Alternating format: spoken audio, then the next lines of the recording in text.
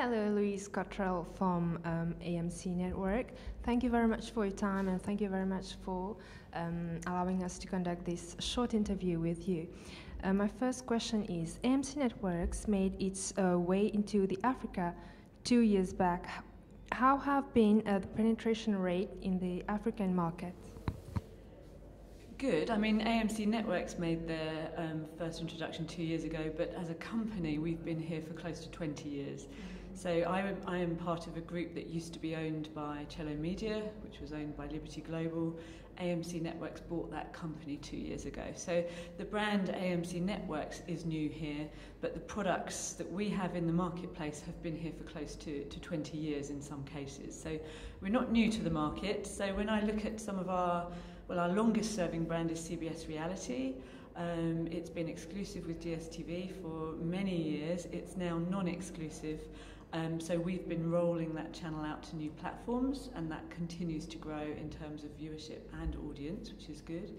And then AMC as a channel brand actually was a rebrand of MGM a year or so ago, and really we've developed that channel, putting first window series on there, buying new movies, really changing the positioning of the channel, and that has continued to grow. We've seen very good viewership results on that channel, and again we're continuing to expand that. There's going to be more announcements on AMC probably in the next few weeks, so we'll keep you updated on those. Tell us about the different content genres.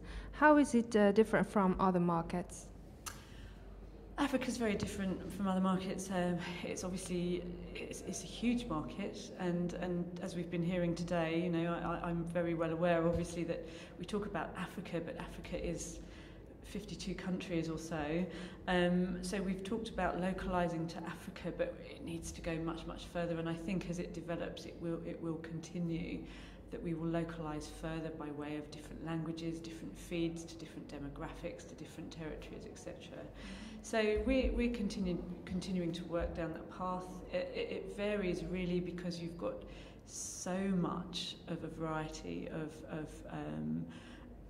audience here, I guess, and we try to cater for every audience, every demographic as much as we can. So we have premium first window series, we have preschool, we have telenovelas, we have real life factual entertainment, we have something that caters to every kind of African audience, we feel. What about the Nollywood content which is gaining momentum in Africa?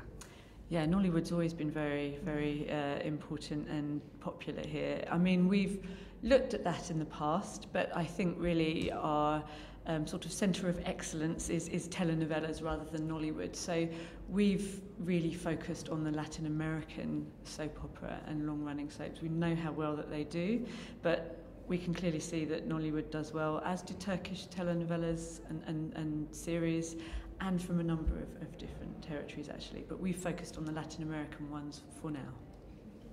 Amc Networks has recently partnered with Bay Media Group for the launch of 5 channels in the MENA. How is this development so far?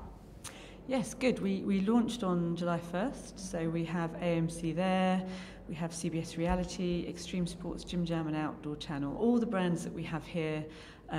We were in the Middle East already. We have just extended our distribution there and launched the 3 additional brands that weren't in the territory prior. But it's going very well so far. Very excited to be working on that deal. Any new partnerships in view? Well, for Africa in particular, there are a few things that I can't talk about. So if we were doing this interview a week or so later, I'd probably have some other things to tell you.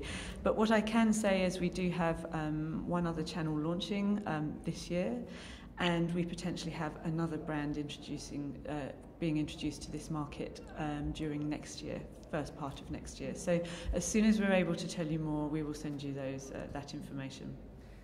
The OTT industry is becoming more and more dynamic.